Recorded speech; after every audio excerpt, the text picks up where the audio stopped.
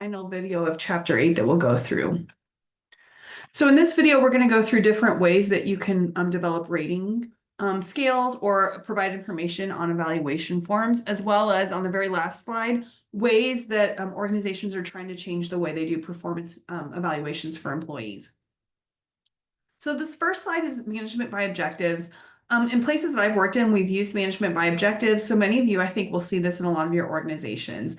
And this is one way to sort of develop goals and ensure that your employees are actually doing work that that contributes to the strategy of the organization. So I like this. This is not in our book, but I like this graphic. It comes from another textbook I've used in the past.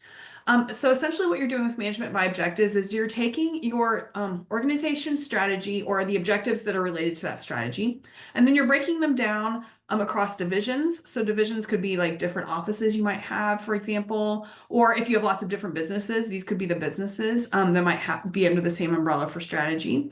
You might have departments within those, so things like marketing or HR or customer service. And then each individual within each of those departments is going to have some or a few or like goals related to the organizational objectives at some level. Um, this is really useful because it means all of your employees are at least doing something to contribute to the strategy. So that makes employee goals at least somewhat consistent with the strategy that you have. This does not mean that employees' goals for the year are only related to the strategy of the organization. They can also have their own professional goals that are unrelated to the organization's strategy and still be under management by objectives. The other thing that's really good about management by objectives is for employees, they can see how their work contributes to the strategy of the organization. So they can see how their contribution matters. And that makes people feel like their job matters. And for a lot of employees, especially if you have a very large organization, having individuals understand how they actually contribute to the goals of the organization can be difficult. So this can be one way that you can actually manage some of those perceptions of employees, of the importance of their work to the organization. Now I'm going to go through some different ways that we develop evaluation scales and the ways that we rate employees. The rating scales is the most common way. So that's this first one. And I've got some examples on each of these slides so you can see what these look like. These are usually numeric or alphabetic scales. I've always seen numeric because numbers then you can do math with. And then what you have is supervisors or raters, whoever those raters are going to be, are going to have specific tasks or skills or objectives, whatever it is that is developed on the performance evaluation form. And they're going to rate each of those for the employee. So you might have, here's a 1 to 5 scale. 5-point scales are probably the most common. I've seen 3-point and 7-point. 7-point can be very unruly because you have to figure out where every employee goes on all 7 points. 3 can be not enough information to differentiate employees. With a 5-point scale, 1 and 2 would be below average. 3 would be average, and 4 and 5 would be above average in terms of performance for whatever it is that they're rating it for. And then if you have a number scale, you can add up these numbers and have like a total ratings points per employee. You can also weight each of these skills or tasks or whatever it is that you're rating so that some are more important than others, and that can make some of these ratings more important than other ratings as well. To be more specific, what some organizations do, or at least for some positions, they have what we call behaviorally anchored rating scales or BARS.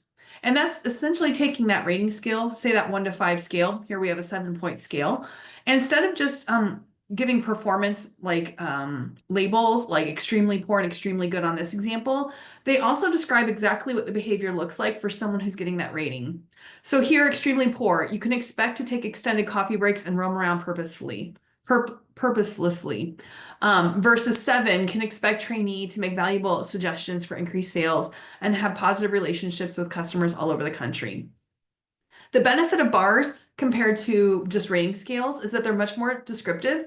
So you're more likely to get some differentiation across different employees in terms of how they're performing on the skills or tasks that you have raters rating them for.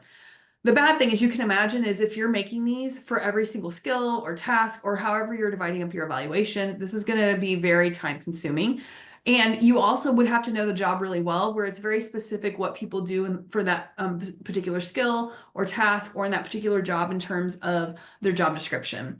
A lot of us will be in jobs like knowledge workers where this does not work very well because it's not completely clear how we have to get our work done. We just have an end goal, and sometimes we have to figure out how to get to that end goal because no one's ever done that work before, or we have to do it in the way a client wants it done, and so it may not be the same way for every single client, for example, to do a specific kind of deliverable or output or service or good.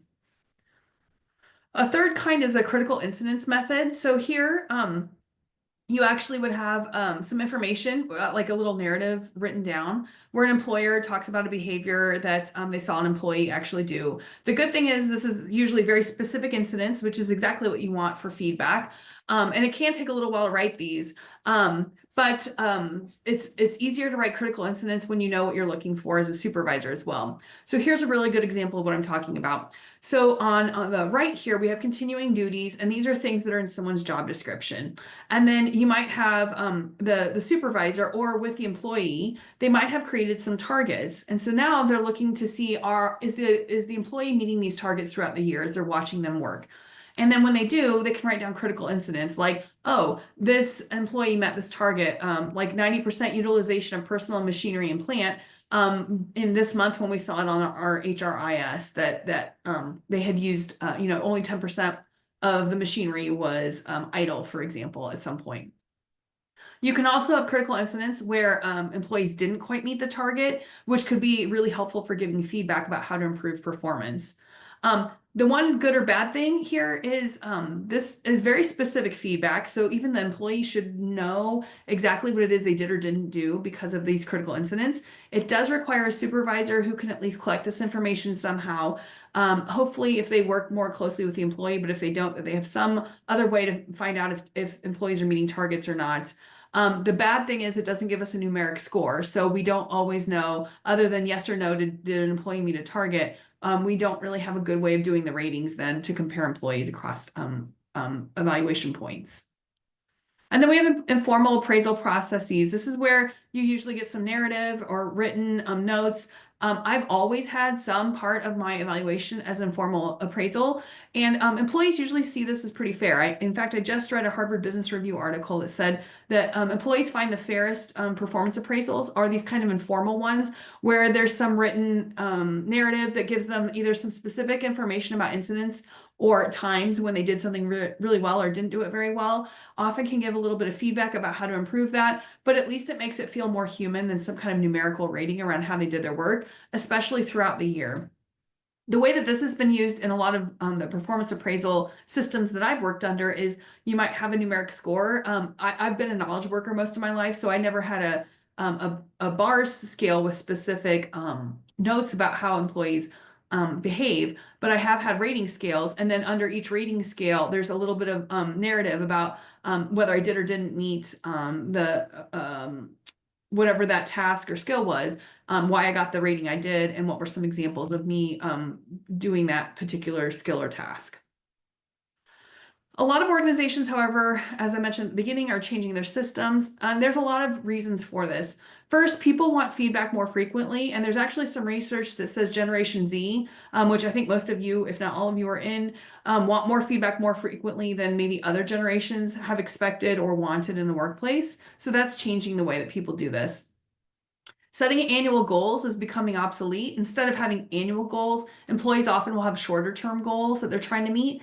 This is very much easier for employees to actually meet those goals because they know exactly what they need to do for the next quarter, for example, the next 3 months versus a whole year. Also, that means that you can break down your goals into like SMART goals to make them much easier to manage.